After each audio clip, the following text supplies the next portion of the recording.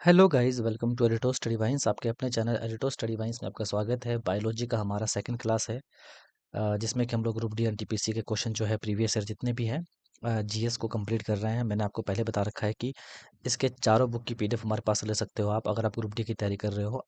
आगे आने वाले ग्रुप डी में जो है बहुत ही हेल्पफुल करेगा। पीडीएफ लेने के लिए आपको जो है स्क्रीन पे मेरा नंबर चल रहा होगा 7070494476। इस पे आपको जो है व्हाट्सअप मैसेज करना है। आपको पूरी बुक की जो है चारों बुक की जो है पीडीएफ मिल जाएगी।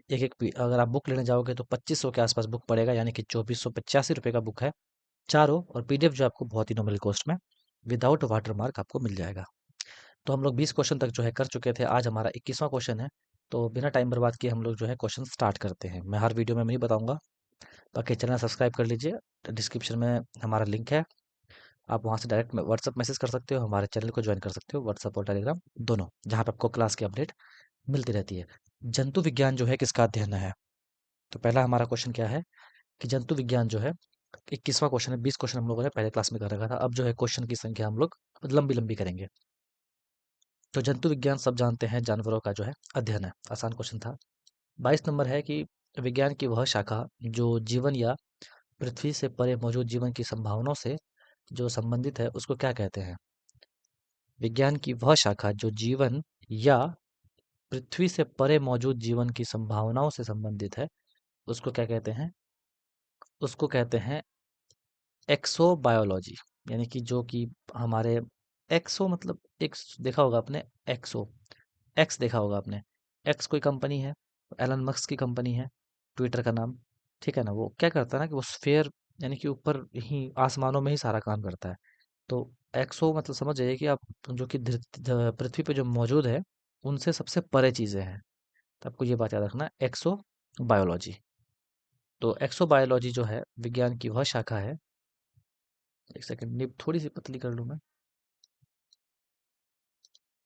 हाँ, ये ठीक है। विज्ञान की वह शाखा है जो जीवन या पृथ्वी से परे मौजूद जीवन की संभावनाओं से संबंधित है। एंटोमोलॉजी, अब देखिएगा, एंटोमोलॉजी जो है वह शाखा के अंतर्गत कीटों का जो है अध्ययन करते हैं। तो एंटोमोनोलॉजी में जो है, एंटोमोलॉजी में कीटों का अध्ययन करते हैं। आपको ये बात याद रखना है। जो ऑप्शन नंबर 1 है, इसमें हम लोग क्या करते हैं? कीटों का अध्ययन करते हैं। और उसके बाद है माइकोलॉजी, जो कि सी पे है। माइकोलॉजी में क्या है? इसके अंतर्गत जो हम लोग कवक और जीवाश्म कवक की हम लोग जो है शैवाल होते हैं ना, शैवाल, कवक शैवाल, उसका अध्ययन करते हैं माइकोलॉजी में। और जीवाश्म विज्ञान में क्या करते हैं? इसके अंतर्गत जो है प्राणियों और पादपों के अवशेषों का अध्ययन करते हैं। जीवाश्म विज्ञान में क्या होता है? पादपों और प्राणियों का जो है अध्ययन किया जाता है। नेक्स्ट है 23 नंबर। डैश तत्वों और मानव जैसी प्रजातियों, जैसे कि बंदर हो गया, वानर हो गया, वन मानुष हो गया, आदि के व्यवहार का अध्ययन क्या कहलाता है? तो प्राइमेटोलॉजी। नाम देखिए हार्ड हार्ड होगा, लेकिन आपको जो है आपको जो है ये याद करने पड़ेंगे, क्योंकि ये क्वेश्चन जो है आते हैं, एनटीपीसी में पूछा गया है, ग्रुप डी में पूछा जाता है। ठीक है? तो ऐसा कौन तत्व है, डैश तत्व, यानी कि फाइमेटोलॉजी पढ़ने में ही थोड़ा सा जो है हार्ड है, तो याद रखना भी हार्ड ही होगा। फ्राइमेटोलॉजी तत्वों और मानव जैसी प्रजातियों, जैसे बंदर हो गया, वानर हो गया, वन पुरुष हो गया, ठीक है ना, सबका अध्ययन क्या कहलाता है? आपका प्राइमेटोलॉजी कहलाता है। तो प्राइमेटोलॉजी इसके अंतर्गत जो है मानव जैसी जातियां के व्यवहार का अध्ययन किया जाता है। लोक वनस्पति विज्ञान की वह शाखा है। अब देखिए अगला कौन सा आ गया आपका? लोक वनस्पति की। तो विज्ञान की वह शाखा है जिसमें वनस्पतियों एवं लोगों के अध्ययन के पारंपरिक संबंधों का जो है वैज्ञानिक अध्ययन किया जाता है। एंथ्रोपोलॉजी विज्ञान की वह शाखा है। अब एंथ्रोपोलॉजी जो आपका ऑप्शन नंबर 1 है वो क्या है? विज्ञान की वह शाखा है जिसमें मानव के विकास, रीति रिवाज, इतिहास, परंपराओं से संबंधित विषयों का अध्ययन किया जाता है। नेक्स्ट एनटीपीसी में पूछा गया क्वेश्चन है 24 नंबर। निम्नलिखित में से कौन सा मकड़ियों का अध्ययन है? आर्किनोलॉजी, एंथ्रोपोलॉजी, एपियोलॉजी या फिर साइनोलॉजी? तो मकड़ियों का अध्ययन क्या हो जाएगा आपका? तो ऑप्शन नंबर एक जो है आपका मकड़ियों का अध्ययन से संबंधित था। जैसे कि आप यहाँ देख सकते हो ऑप्शन नंबर एक में क्या था, आर्कनोलॉजी। ठीक है, ये जो है मकड़ियों के अध्ययन के लिए था। यहाँ पे देख सकते हो आप, सब लिखा हुआ है एक साथ में ही। आप इसका स्क्रीनशॉट ले सकते हो या फिर नोट डाउन कर सकते हो। कितना नोट डाउन करोगे, सारे के सारे इंपॉर्टेंट है। चुपचाप जो है व्हाट्सअप चल रहा होगा, आप उस पर जो है आराम से पीडीएफ ले लेना। आर्कनोलॉजी क्या होता है, इसमें जो है मकड़ियों का अध्ययन कहलाता है आर्कनोलॉजी। एंथ्रोपोलॉजी क्या है, मानव की संस्कृति या सभ्यताओं का अध्ययन कहलाता है। एक सेकेंड, वीडियो रिकॉर्ड हो रहा है कि नहीं हो रहा है, कि ऐसे ही पढ़ाया जा रहा हूँ मैं? हाँ, वीडियो रिकॉर्ड हो रहा है। ठीक है, चलिए। फिर उसके बाद एंथ्रोपोलॉजी क्या हो गया, मानव की संस्कृति या सभ्यता का अध्ययन जो है एंथ्रोपोलॉजी कहलाता है। एपिकोलॉजी क्या कहलाता है, मधुमक्खियों का अध्ययन जो है एपिकोलॉजी कहलाता है। साइनोलॉजी क्या कहलाता है, कुत्तों का अध्ययन। तो बहुत बच्चों को पता नहीं होगा इसके बारे में। जो साइनोलॉजी है वो कुत्तों का अध्ययन कहलाता है। नेक्स्ट आपका 25 नंबर आता है सारोलॉजी। सारोलॉजी डैश का अध्ययन है। तो सारोलॉजी जो है छिपकली का अध्ययन, याद रखिएगा भाई। एक एक लाइन आपको याद रखना पड़ेगा। तो बहुत सारे छिपकली होते हैं घर में, तो सारे से सारो याद रखिएगा। ठीक है, तो सारोलॉजी यानी कि छिपकलियों का अध्ययन, सारोलॉजी जो है छिपकलियों का अध्ययन है। एंटीमोलॉजी में कीट पतंगों का अध्ययन किया जाता है। और सर्पेंटोलॉजी में सर्पों यानी कि सर्पेंटोलॉजी याद रखिएगा कि सर्प, सर्प मतलब होता है सांप। ठीक है, सर्पों का अध्ययन किया जाता है, आपको ये बात याद रखना है। नेक्स्ट आ जाता है आपका 26 नंबर क्वेश्चन। डैश लिखित दस्तावेज है जो एक मानव विज्ञानी संस्कृति का जो है चित्रण दर्शाते अनुसंधान से तैयार करता है। तो जो एथनोग्राफी है, इसको इथनोग्राफी बोलते हैं, लेकिन इसको सही में पढ़ा जाता है एथनोग्राफी।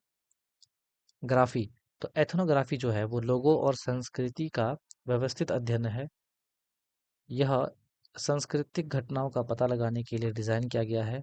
यहाँ शोधकर्ता अध्ययन के विषय को देखने के लिए समाज को देखता है। सांस्कृतिक सापेक्षवाद यह विचार है कि किसी व्यक्ति की मान्यताओं, मूल्यों और प्रथाओं को उस व्यक्ति की अपनी संस्कृति के आधार पर समझ जाना चाहिए, कि अन्य मापदंडों के खिलाफ निर्णय लेने के बजाय जो है। एथनो बॉटनी वनस्पति विज्ञान एक शाखा है जिसमें वनस्पति एवं लोगों के जो है पारस्परिक संबंधों का वैज्ञानिक अध्ययन कहा जाता है। तो आपको साफ साफ ऐसे याद रखना है कि मानव विज्ञानियों और संस्कृति का चित्रण जो है दर्शाते अनुसंधान तैयार करता है कौन, एथनोग्राफी। बात खत्म। नेक्स्ट आपका 27 नंबर क्वेश्चन। प्राचीन काल के जानवरों, पौधों एवं अन्य जीवों के संरक्षित अवशेषों का या चिन्हों के अध्ययन का विज्ञान क्या कहलाता है। देखिए एनटीपीसी में पूछा गया है। अब बोलेंगे सर ग्रुप डी का एग्जाम है, आप एनटीपीसी का पढ़ा रहे हो। देखो भाई कोई फर्क नहीं है, क्वेश्चन सेम, क्वेश्चन का लेवल जो है सेम होता है, मिक्स लेवल है इसमें। ठीक है, तो क्या कहलाता है, सी नंबर जीवाश्म विज्ञान। तो जीवाश्म विज्ञान क्या कहलाता है, जिसको पेलियोटोलॉजी भी कहते हैं। ये ऑप्शन में रह सकता है, जीवाश्म विज्ञान ना देके पेलियोटोलॉजी दे सकता है। तो प्राचीन काल के जानवरों, पौधों और अन्य जीवों के संरक्षित अवशेषों या चिन्हों के अध्ययन का विज्ञान क्या कहलाता है, जीवाश्म विज्ञान कहलाता है। तो प्राचीन काल के जानवरों और पौधों एवं अन्य जीवों के संरक्षित अवशेषों का या चिन्हों के अध्ययन का विज्ञान जो है जीवाश्म विज्ञान कहलाता है। अब यहाँ पे नृविज्ञान क्या है, मानव शास्त्र या मानव विज्ञान का अध्ययन जो है नृविज्ञान है। पुरातत्व विज्ञान क्या है, जिसको आर्कियोलॉजी कहते हैं। इसमें मानव संस्कृति के विकास क्रम को समझने की व्यवस्था व्याख्या करने का जो है कार्य करता है। उसके बाद औषधि विज्ञान क्या है, जड़ी बूटियों का विज्ञान जो है औषधि विज्ञान है। आपको ये बात याद रखना है। नेक्स्ट आता है आपका 28 नंबर। जीवाश्मों के जो है अध्ययन को क्या कहते हैं, जीवाश्म के अध्ययन को क्या कहते हैं, जीवाश्म विज्ञान। जीवाश्मों के अध्ययन को जीवाश्म विज्ञान कहते हैं। तो आई होप आपको समझ में आ रहा होगा। और पीडीएफ भी समझ में आ रहा होगा, क्योंकि पीडीएफ थोड़ा सा जो है आपको दिक्कत ना दे, बस पीडीएफ। चलो हम एक बार और मैनेज कर लेते हैं। इतना भी नहीं होना चाहिए यार, एक सेकेंड। अपने हाथ में जब है कंट्रोल, इतना ठीक है। चलिए, इतना यहाँ से हो गया। जीवाश्म के अध्ययन को क्या कहते हैं? तो जीवाश्म विज्ञान कहते हैं। चलिए 29वां नंबर क्वेश्चन देखते हैं। पैलियोंटोलॉजी के अध्ययन जो है किससे संबंधित है? पैलियोंटोलॉजी। तो पैलियोंटोलॉजी जो है, देखिए अब जेई का है ये, मतलब सारे जो है आपको प्रीवियस ईयर मारना ही पड़ेगा। तो पैलियोंटोलॉजी जो है जीवाश्म के अध्ययन से संबंधित है, याद रखिएगा। नेक्स्ट है पादप विज्ञान में किसका अध्ययन होता है? तो पादप विज्ञान में जो है, याद रखिएगा, पादप यानी कि पौधे, पौधों का अध्ययन होता है। पौधों का अध्ययन पादप विज्ञान के अंतर्गत किया जाता है। वनस्पति विज्ञान प्राचीन ग्रीक शब्द से लिया गया है, जिसका अर्थ है चरागाह, घास या चारा। ठीक है। अगला है ऑन्कोलॉजी। ऑन्कोलॉजी किस बीमारी के उपचार से जुड़ा है? तो ऑन्कोलॉजी जो है कैंसर के जो है बीमारी के उपचार से जुड़ा है। तो ऑन्कोलॉजी किससे संबंधित है? कैंसर से संबंधित है ऑन्कोलॉजी। इसको पढ़ते हैं। ऑन्कोलॉजी जो है कैंसर से संबंधित चिकित्सा विज्ञान की एक शाखा है। कैंसर रोग में जो है कोशिकाओं की अनियंत्रित वृद्धि होती है। इसे कर्क रोग कहते हैं। क्या कहते हैं? कर्क रोग कहते हैं। कर्क रोग होना यानी कि आपको कैंसर हुआ है। ठीक है। सुशिरता, यह उम्र संबंधित विकार है, जिसमें अस्थियों के अस्थि मतलब हड्डी, याद रखिएगा। अस्थि सुशिरता मतलब होता है यह उम्र संबंधित विकार है, जिसमें अस्थि के जो है पदार्थ में कमी से जो है अस्थिभंग की प्रबल संभावना है। एस्ट्रोजोन स्तर में जो है कमी इसका सामान्य कारण है। मधुमेह क्या होता है? एक लंबी अवधि से जो है उच्च रक्तचाप, शर्करा के स्तर की बढ़ोतरी, यानी कि आपके बीपी में, यानी कि हाई बीपी होता है, आपको ब्लड प्रेशर होता है, उसमें जो है आपकी शर्करा मतलब होता है मिठास, है ना, उसकी जो है मात्रा बढ़ जाती है, यानी मधुमेह, जिसको शुगर की बीमारी बोलते हैं। यह अग्नाशय के बीटा कोशिका से जो है व्यापित इंसुलिन का उत्पादन नहीं होने के कारण होता है। अगर इंसुलिन का उत्पादन नहीं होगा कहाँ पे? बीटा के कोशिका से, अग्नाशय के बीटा के कोशिका से इंसुलिन का जो है उत्पादन नहीं होगा, तो आपका शुगर लेवल बढ़ेगा। वृक्क संबंधी जो है विफलता, वृक्कों की जो है खराबी के कारण रक्त में संचय यूरिया की मात्रा बढ़ जाती है, जिसको यूरीमिया कहते हैं, जो बहुत ही खतरनाक वृक्क विफलता का जो है मुख्य कारण बनता है, यानी किडनी जिसको बोलते हैं, है ना। चलिए अगला है कवक विज्ञान क्या है? तो कवक विज्ञान क्या है? कुकुरमुत्ता का जो है अध्ययन क्या कहलाता है? कवक विद्या विज्ञान कहलाता है। कवक विज्ञान जो है कुकुरमुत्ता, राइपोज राइजोपस म्यूकस आदि का अध्ययन कहलाता है, याद रखिएगा। एपीकल्चर क्या होता है? इसमें मधुमक्खियों का अध्ययन किया जाता है एपीकल्चर में। सौरोलॉजी क्या होता है? इसमें छिपकली, मैंने बोला था ना सौरोलॉजी, यानी कि बहुत सारे, सारे से सारो याद रखना है। तो सौरोलॉजी क्या होता है? छिपकलियों का अध्ययन। इथियोलॉजी क्या होता है? मछलियों का अध्ययन, याद रखिएगा। इक्थियोलॉजी, इक्थियोलॉजी मछलियों का अध्ययन। ऑर्थिनोलॉजी जो है पक्षियों का अध्ययन। ऑर्थिनोलॉजी पक्षियों का अध्ययन कहलाता है। ये बात आपको याद रखनी है। बहुत सारे क्वेश्चन जो आपके क्लियर होंगे, देखिए ग्रुप डी के भी क्वेश्चन आ रहे हैं बीच बीच में, तो आपको सारे क्वेश्चन क्लियर हो जाएंगे। अगला है माइकोलॉजी, डैश के अध्ययन से संबंधित है। तो माइकोलॉजी जो है याद रखना है आपको, कवक के अध्ययन से संबंधित है, अभी हमने बताया था। नेक्स्ट है 34 नंबर, ऑरेनी ऑनेरियोलॉजी किसका अध्ययन है? ऑनेरियोलॉजी भगवान का, सपने का, नींद का या रंग का? ओरेनियोलॉजी। तो ओरेनियोलॉजी जो है वो सपनों का अध्ययन है। वर्तमान शोध में मस्तिष्क के कार्यों के बारे में सपने देखने और वर्तमान ज्ञान के बीच जो है सहसंबंध स्थापित करने का प्रयास किए जाते हैं। ओरे ओनेरियोलॉजी याद रखिएगा, सपनों का वैज्ञानिक अध्ययन है। बहुत सारे क्वेश्चन होंगे जो आपको पहले से पता नहीं होगा, आप नोट डाउन कर सकते हो या फिर हमारे पास से पीडीएफ परचेज कर सकते हो। बहुत ही बढ़िया क्वालिटी का पीडीएफ मिलेगा आपको। जो मैं पढ़ा रहा हूँ वही पीडीएफ रहेगा। नेक्स्ट है आपका टॉक्सिकोलॉजी। टॉक्सिकोलॉजी का अध्ययन क्या कहलाता है? टॉक्सिकोलॉजी का अध्ययन कहलाता है आपका जहर। टॉक्सिको नहीं बोलते, तुम बहुत टॉक्सिक हो, यानी तुम बहुत जहरीले हो। टॉक्सिक बातें ना करो, जहरीली बातें ना करो। तो याद रखिएगा, टॉक्सिकोलॉजी जो है जहर का अध्ययन होता है। जीवों के ऊपर रसायन के प्रभावों के प्रतिकूल प्रभावों के जो है से संबंधित विधा को विष विज्ञान कहते हैं। इसमें विषमता के लक्षण, प्रक्रिया, चिकित्सा एवं जांच आदि का अध्ययन किया जाता है, याद रखिएगा। नेक्स्ट है आपका टेक्सोनॉमी। टेक्सोनॉमी मूल रूप से डैश से संबंधित है। तो टेक्सोनॉमी जो है मूल रूप से जैव विविधता से संबंधित है। किससे? टेक्सोनॉमी जो है वह जैव विविधता से संबंधित है। जैव विविधता से संबंधित है। आधुनिक वर्गीकरण के नींव जो है कैरोलस लीनियस ने अपनी पुस्तक सिस्टेमा नेचुरा में डाली थी। जो आधुनिक वर्गीकरण का नींव जो है कैरोलस लीनियस ने अपनी पुस्तक, उनकी पुस्तक का नाम क्या है, सिस्टेमा नेचुरा में डाली थी। इन्हें द्विनाम प्रणाली बनाने का श्रेय भी दिया जाता है। इसे प्रणाली के अनुसार प्रत्येक प्राणी के नाम का प्रथम शब्द वंश यानी कि जीनियस को, दूसरा शब्द जाति को दर्शाता है। नेक्स्ट क्वेश्चन है बायोसिस्टमैटिक्स का उद्देश्य क्या है? तो ऑप्शन नंबर डी जो है इसका आंसर है, ग्रुप डी में पूछा गया है। याद रखिएगा 2018 में पूछा गया था, थर्ड शिफ्ट में 15 तारीख को, नवंबर में। ठीक है, ये पूछा गया था कि बायो सिस्टमैटिक्स का जो है उद्देश्य क्या है।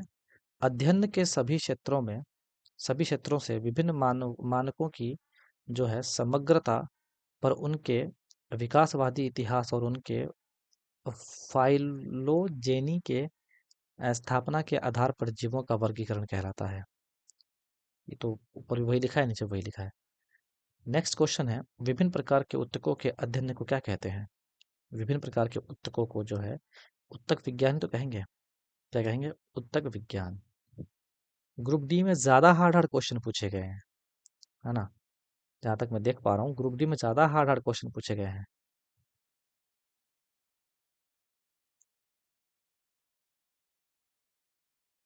जानवरों के उनके पर्यावरण के साथ संबंधों के अध्ययन को क्या कहते हैं? अब जानवरों के उनके पर्यावरण के साथ जो संबंध है उसे क्या कहते हैं? इकोलॉजी। क्या कहते हैं? इकोलॉजी। इकोसिस्टम है सारा। अब नेक्स्ट टॉपिक हमारा आता है, पहला तो जो था, पहला हमारा क्या था, हम लोग का एक वीडियो चला, ठीक है। तो पहले हम लोग का टॉपिक चला जीव विज्ञान की प्रमुख शाखाएं, ठीक है। अब जीव विज्ञान की प्रमुख शाखाएं हमारा खत्म हो गया है। तो हमारा दूसरा टॉपिक आज आता है अ, कोशिका सिद्धांत, उसकी संरचना और उसके कार्य। तो इसमें हम लोग पहले पढ़ेंगे जंतु कोशिका यानी कि एनिमल सेल के बारे में हम लोग पढ़ेंगे। तो निम्नलिखित में से कौन सा कोशिकीय घटक अधिकांश प्राकेंद्रिकियों में मौजूद नहीं होता है? तो किसमें मौजूद नहीं होता है? कौन सी इसमें है? ग्रुप डी का पहला क्वेश्चन पूछा गया है। तो कौन सा नहीं होता है? ऑप्शन नंबर बी केंद्रक झिल्ली। अब इसके बारे में पढ़ते हैं। कोशिका के केंद्रक का वह कोशिकीय घटक जिसकी अधिकांश जो है प्राकेंद्रियां मौजूद नहीं होती है। तो क्वेश्चन क्या पूछा था? निम्नलिखित में से कौन सा कोशिकीय घटक अधिकांश प्राकेंद्रियों को में मौजूद नहीं होता है? तो कोश केंद्रिक केंद्रक झिल्ली, उसे केंद्रक झिल्ली कहते हैं। यह दोहरी परत की एक झिल्ली होती है। केंद्रक झिल्ली के बारे में बताया जा रहा है कि यह दोहरी परत की एक झिल्ली है जो केंद्रक को चारों ओर से घेरे रहती है।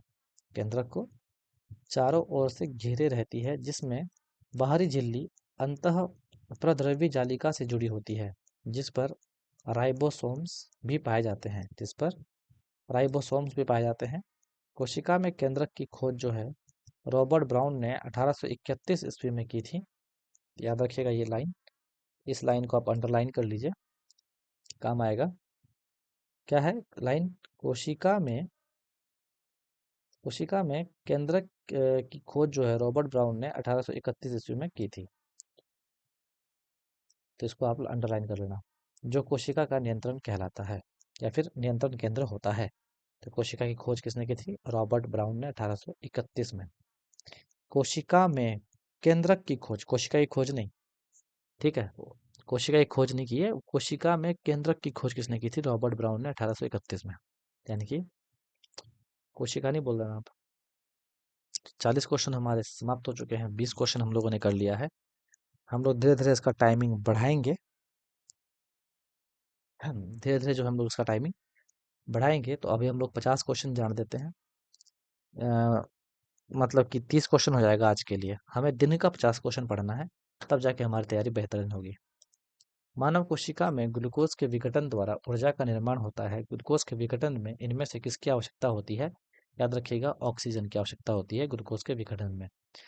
मानव कोशिका में ग्लूकोज के विघटन द्वारा ऊर्जा का निर्माण होता है। ग्लूकोज के विघटन के लिए ऑक्सीजन की आवश्यकता होती है। नेक्स्ट है आपका, अधिकांश कोशिकीय प्रक्रियाओं के लिए ऊर्जा मुद्रा क्या होती है? एटीपी होती है। क्या होती है? एटीपी होती है। ऊर्जा मुद्रा क्या होती है? एटीपी। ये आपको याद रख लेना है। अधिकांश कोशिकीय प्रक्रियाओं के लिए एडिनोसिन ट्राइफॉस्फेट, जो एटीपी है उसका पूरा नाम क्या होता है? Adenosine triphosphate. इसका फुल फॉर्म भी पूछा जा सकता है, आपको याद रखना है, एडिनोसिन ट्राइफॉस्फेट। एडिनोसिन ट्राइफॉस्फेट ऊर्जा मुद्रा होती है। एटीपी एक जटिल जो है कार्बनिक रसायन होता है। यह एक जीवित कोशिकाओं आदि में पाया जाता है। जो यह जीवित कोशिकाओं में कई प्रकार के अलग अलग प्रक्रिया के चलने के लिए ऊर्जा आदि प्रदान करने का जो है कार्य करता है, जैसे कि आवेग प्रसार, मांसपेशियां का संकुचन, रासायनिक संश्लेषण इत्यादि।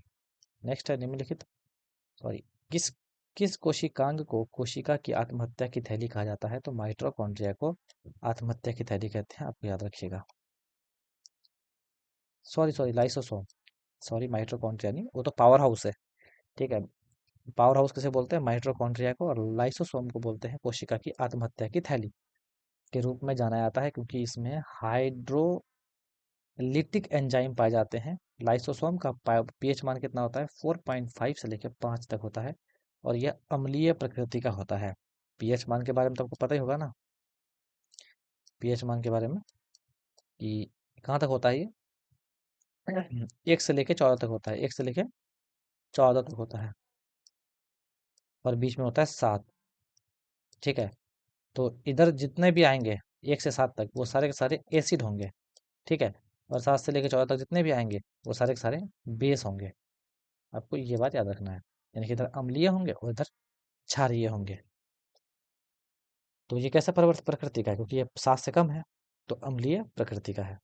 नेक्स्ट आपका आएगा, कोशिका में 6 कार्बन वाले अणु ग्लूकोज के 3 कार्बन वाले अणु पाइरुवेट में विखंडन की प्रक्रिया कहाँ होती है? कहाँ होती है? कोशिका द्रव में होती है।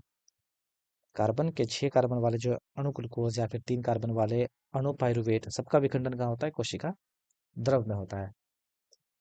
कोशिका में 6 कार्बन अणु ग्लूकोज के 3 कार्बन वाले अणु जो है पाइरुवेट का विखंडन की प्रक्रिया कोशिका द्रव में होती है।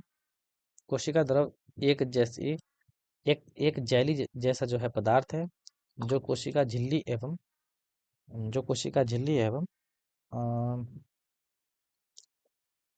केंद्रक के बीच में जो है पाया जाता है। कोशिका के अन्य अथवा कोशिकांग कोशिका द्रव में ही पाए जाते हैं, जैसे माइटोकॉन्ड्रिया, गोल्जी काय, राइसोसोम इत्यादि। नेक्स्ट क्वेश्चन है, ये मैं मिटा देता हूँ भाई। नेक्स्ट क्वेश्चन है आपका 45 नंबर, प्रोकैरियोटिक राइसोसोम की उप इकाई संरचना क्या होती है? तो क्या होती है? सी नंबर याद रखिएगा, 50S से लेकर 30S तक।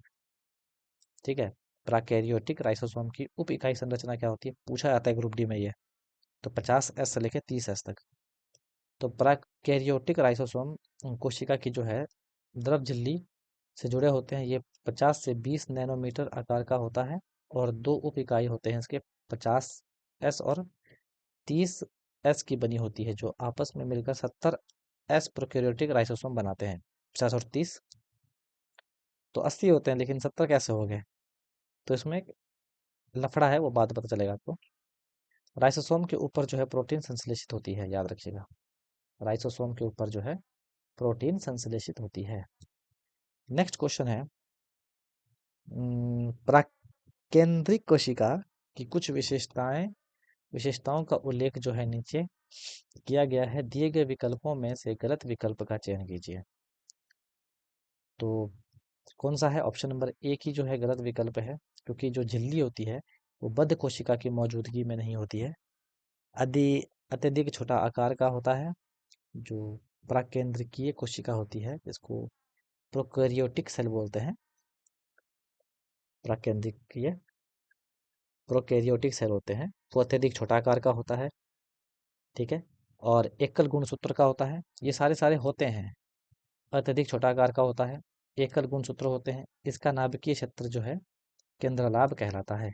ये आपको याद रखना है, यही मैंने बात यहाँ पे बोली है।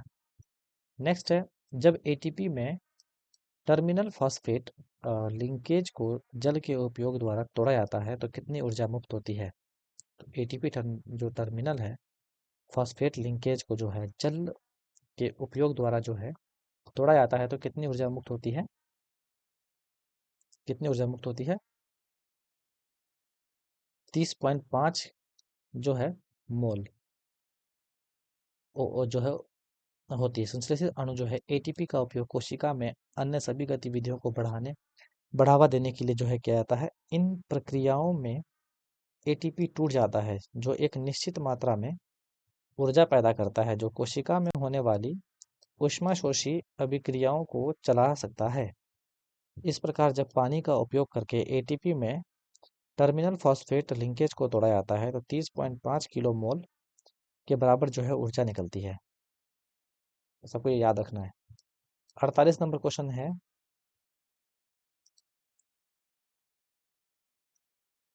क्या हो गया है?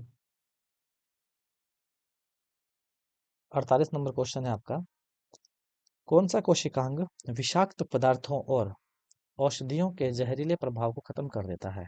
कौन सा कोशिकांग जो है विषाक्त पदार्थों और औषधियों के जहरीले प्रभाव को खत्म कर देता है? तो अंतःद्रव्यी जालिका औषधियों के जो जहरीले प्रभाव होते हैं उन्हें खत्म कर देता है अंतःद्रव्य जालिका। देखिए सारे के सारे ग्रुप डी के क्वेश्चन अब आ रहे हैं। ठीक है, तो ऐसे नहीं बोल सकते आपकी आप ग्रुप डी के क्वेश्चन नहीं करवा रहे हो सर। सारे के सारे ग्रुप डी के क्वेश्चन है।